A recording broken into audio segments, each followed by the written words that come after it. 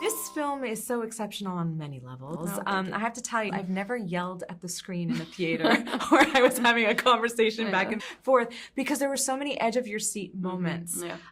You were saying that this was loosely inspired on some real-life situations that happened with you. Can you tell us about it? Yeah, I mean, I think that, this film was definitely a reckoning of sorts, with many experiences in the past. And, for me, it was coming from this time when my accomplishments or, any little bit of success didn't feel like a total win. It felt like a loss on some level. And it's because of, the relationships I was in. And these were relationships with men who adored me for my ambition, adored me for my talent. But at the same time, there was still this unspoken feeling that me being big on some level made them feel small. I just wanted to put that on screen and kind of sound the alarm and say, this is something we should be talking about.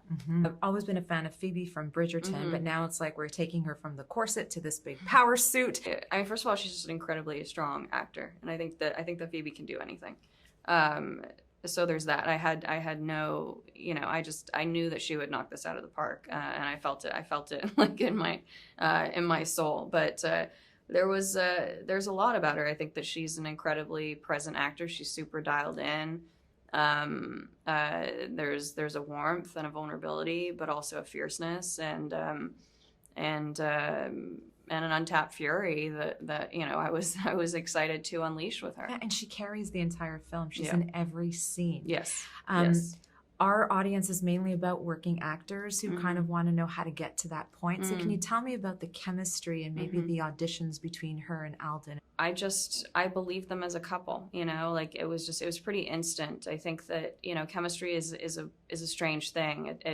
Yes, you can build chemistry, but I also believe that you either have it or you don't, and it's one of those things that we, as soon as they got in the room together, we all felt the chemistry and we believed them.